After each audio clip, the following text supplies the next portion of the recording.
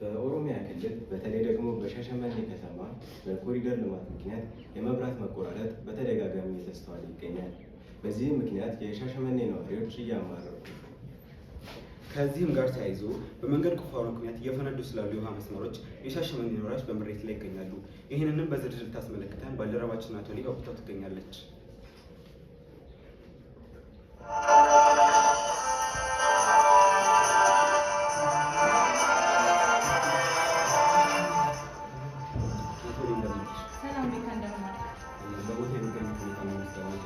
አሁን የሚገኘው በ02 ቀበሌ በሻሸመኔ ከተማ ሲሆንም በአካባቢው ያሉ ሰዎችም ቅሬታቸውን እያቀረቡ ይገኛሉ። ዞርም ስልም ካገኟቸው ሰዎች መካከል አንድ ወንድማችን አጠገባችን ይገኛል። ሰላም ወንድሜ፣ እንደምን ዋልክ? በቅድሚያ ራስን አስታውቀኝ። ሰላም እንዴት ስሜ ነው ማርሳ ይባላለሁ። በሻሸመኔ 02 ቀበሌ አካባቢ ነው የምኖረው። እሺ፣ ምን በመስራት ትተዳደራለህ አቶ ናኡማ?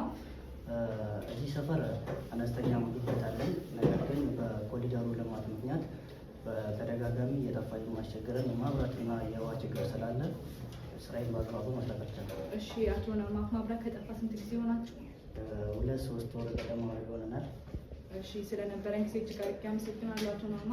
ከአካባቢው ሰዎች ጋር የነበረኝ ቆይታ ይህን ይመስል ነበር። በመቀጠልም ከአካባቢው አስተዳደር ጋር የሚኖረኝን ቆይታ ተከታትለን እንመለስ።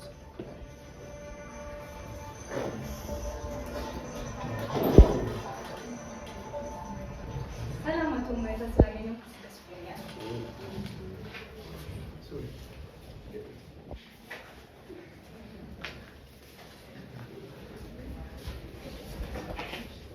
ሰላም አቶ ማይታ፣ ስላገኘሁ እጅግ ደስ ብሎኛል። ይህም በጣም ደስ ብሎኛል። እሺ፣ የኮሪደር ልማቱ እንዴት እየሄደላችሁ ነው? እንደሚታወቀው በቻልነው አቅም ቶሎ ለመጨረስ እየሞከርን ነው።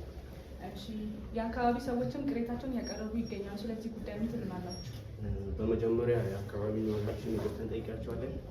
በተያዘው በአንድ ወር ውስጥ የያዝነው ስራ ቶሎ ለማጠናቀቅ እየሞከርን ነው። መብራትና ውሃ እንደ በፊቱ ሳይቆራረጥ እንዲያገኙ ለማድረግ እየሞከርን ነው። እሺ አቶ ሞይ፣ ስለነበረን ጊዜ እጅግ አድርጌ አመሰግናለሁ። ከአካባቢ ሰዎች ጋር የነበረኝ ጊዜ ይሄን ይመስል ነበር።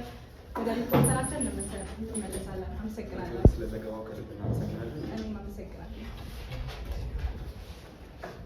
ከዚህ በመቀጠል ከግብርና ጋር በተያያዘ እየተነሱ ስላሉ ችግሮችና ችግሮቻቸው ከሀገራችን የልማትና የግብርና ሚኒስትር ከሆኑት ከዶክተር ሞይ በለጠ ጋር የምናደርገውን ቆይታ ይችላል።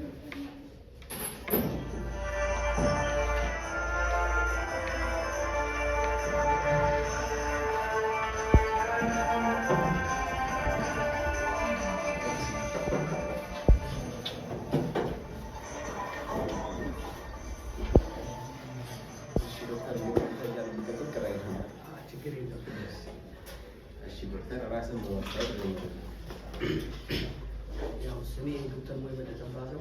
የኢትዮጵያ ሚኒስቴርና ልማት ዋና ወይም ሚኒስቴር ወይም ሀገሬን በማገልገል ይገኛል።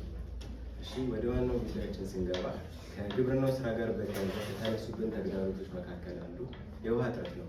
ለዚህ ምን ምላሽ ይኖራል? እውነት ነው። ለዚህ ምላሽ የሚሆን አብዛኛ እንደ ተስማማንበት ከሆነ አላስፈላጊ ኬሚካሎች ከኢንዱስትሪ በሚወጡ ብለን በሚገኙ ነገር ይመስላል።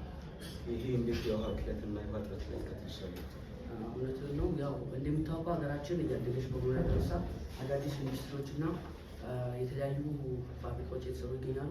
ከነዚህ ፋብሪካዎች ደግሞ የሚወጡ ፍሳሾች አላስፈላጊ ኬሚካሎች አሉ። እነዚህ ኬሚካሎች ደግሞ አብዛኞቹ ወደ ወንዞቻችን የሚፈሱት። እነዚህ ወደ ወንዞች የሚፈሱት ደግሞ አብዛኛ ህዝባችን የሚተዳደረው በግብርና መሆኑን እናውቃለን። እነዚህ ይህን ያልተረዳ ህዝባችን ደግሞ ወንዞቹን ወደ ማሳ ወይ ደግሞ ወደ ስፍራው በመገደብ የተለያዩ ልማቶችን ሊሰራ ይችላል። ያው ይህ የተበከለ ውሃ ስለሆነ ደግሞ ያው ህዝቡ ሊያበላሽበት ይችላል። ግን እንደዚህ ማለት የውሃ እጥረት አለ ከምንል የውሃ ብክለት አለ ብነት ምቀል ይመስለኛል። በጣም አሪፍ ዶክተር። እነዚህ መፍትሄ ይሆናሉ የተያዙ እቅዶች አሉ ፕሮጀክቶች? አዎ፣ ግን ብዙ ቢሆኑ እኛ ግን አማራጭ አድርገን የተጠቀምነው አንደኛ ሁሉም በሀገራችን የሚገኙ ኢንዱስትሪዎች አንደርግራውንድ የወተ ማጠራቀሚያ ወይ ደግሞ ይህ ደግሞ አልሆንም ካለ ይህ የተበከለውን ውሃ በሳይንሳዊ መንገድ መልሶ እንዲጠቀሙ እናደርጋለን። ሌላው ዶክተር፣ ከዚህ ጋር ከተያያዘ የሀገራችን ገበሬዎች አርቲፊሻል ማዳበሪያ እንዳላገኙ እየሰማን ነው። ይባስ ብሎም 90% የሚሆኑት የሀገራችን ገበሬዎች በአርቲፊሻል ማዳበሪያ እጥረት ምክንያት የዘንድሮ ምርት እንዳላመረቱ ሰምተናል። ለዚህ ምን ምክንያት ሊሆን ይችላል? እውነት ጥርት አለ። ግን ያው እኛም ትክክለኛ የሆነ ጥራቱ የጠበቀ ማዳበሪያ ለማቅረብ ውይይት ላይ መደምደሚያ ላይ ደርሰናል። በዚህም እንዲሁ በ3 እና በ4 ሳምንት ገደማ አካባቢ መግለጫ እንሰጣለን ብለን እናስባለን። በመጨረሻም የኢትዮጵያን የግብርና ኢንዱስትሪ አንድ ደረጃ ወደ ላይ ከፍ ሊያደርግ ይችላል ብሎ ያሰቡት ነገር ይኖራል? አንድ ግን ከነዚህ አብዛኛው እንደምታውቁት የሀገራችን ሕዝብ አብዛኛው በግብርና ነው የሚተዳደረው። ስለዚህ ሀገራችን እንድታገኝ ለማድረግ ዋና ግብርና ላይ ማተኮር አለብን። ስለዚህ በባህላዊ መንገድ የሚያርሱ ወይ ደግሞ በበሮች የሚያርሱትን ወደ ትራክተር ለመቀየር እና ምርትና ምርታማነት እንዳጨመር አስበናል። ግብዣችንን አክብረው ስለተገኙ ከልብ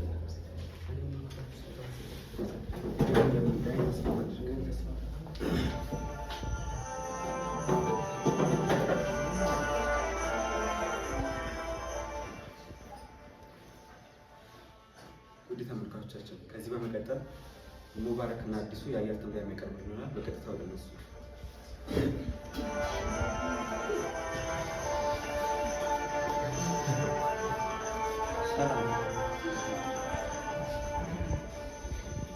በነገ ዕለት የሻሸመኔ አየር ሁኔታ ክፍል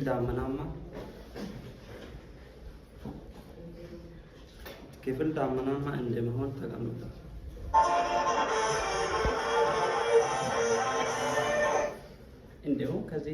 እንዲሁም ከዚህ ከተያዘው በነገሌ አርሲ ክፍል ዳመናማና ፀሐያማ እንደሆነ ተገምተናል። እንግዲህ የዛሬ አየር ትንበያችን ይህን ይመስላል። እናመሰግናለን።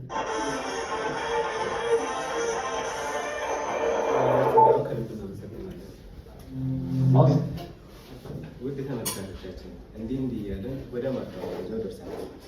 ከዚህ በመቀጠል ስፖርታዊ ዜናዎችን ከባልደረባችን ከሙሉ ፍቅሬ የሚከታተል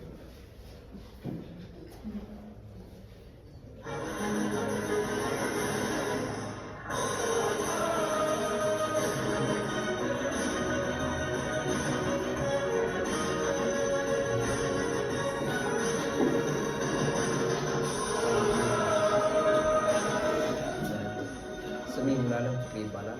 ለዛሬ ይላችሁ የቀረብኩት የስፖርታዊ ዜና ነው። በመጀመሪያ ከሀገር ውስጥ ስፖርታዊ ዜና እንጀምራለን። ከሀገር ውስጥ ስንጀምር በሁለት የኢትዮጵያ ፕሪሚየር ሊግ ክለቦች ማለትም ወልዋሎ ዓዲግራት እና ፋሲል ከነማ ላይ ቅጣት ሊተላለፍባቸው ነው። ይህም የሆነው የክለቦቹ ደጋፊዎች በስታዲየም ንብረት ላይ ጉዳት በማድረስ እንዲሁም ደግሞ ከዳኛው ጋር ያልተገባ ንግግር በማድረጋቸው ነው። የሐዋሳ ተጫዋች የሆነው ጌታነህ ከበደ ራሱን ከብሔራዊ ቡድኑ አግሏል። ይህም የሆነበት ምክንያት ከብሔራዊ ቡድኑ በተደጋጋሚ ጥሪ ስላልተደረገለት ነው። ወደ ውጭ ስፖርታዊ ዜና ስንመለስ በብራዚል ሊግ ፓልሜራስ ከሳንቶስ ያደረገውን ተጠባቂ ጨዋታ ሳንቶስ በኔይማር ጁኒየር 2 ግቦች በመታገዝ ጨዋታውን በድል ማጠናቀቅ ችሏል። በዚህ ምክንያት ኔይማር ጁኒየር ለሳንቶስ ያደረገው የጎል አስተዋጽኦ ወደ 3 ከፍ ማድረግ ችሏል። ወደ ቡንደስሊጋ ስንመለስ በባሪያኖቹ ወይም በባየር ሙኒክ ፍራንክፈርትን 4-0 በሆነ ሰፊ ውጤት ጨዋታውን በድል ማጠናቀቅ ችሏል እና በማሸነፉ ከተከታዩ ከባየር ሙኒክሰን ጋር ያለውን ልዩነት ወደ 8 ከፍ ማድረግ ችሎታል። በተጨማሪ ሆምናይም 2-0 ዶርትመንድን ማሸነፍ ችሏል። ሞንችግላድባር ማሸነፍ ችሏል። ወደ እንግሊዝ ፕሪሚየር ሊግ ስንመለስ ሊቨርፑል 2-0 ማንቸስተር ሲቲን በኢታድ ስታዲየም ድል አድርጎታል። ኒውካስትል 4-3 ኖቲንጋም ፎሬስትን ማሸነፍ ችሏል። ማንቸስተር ዩናይትድ 2-1 በሆነ ውጤት ከኢቨርተን ጋር በኒልሰን ፓርክ ተለያይቷል። አርሴናል በኤሚሬትስ ዌስትሃም ዩናይትድ 1-0 ተሸንፏል። የሳምንቱ ጨዋታ ዜና ይህን ይመስላል። ስላዳመጣችሁን ከልብ አመሰግናለሁ።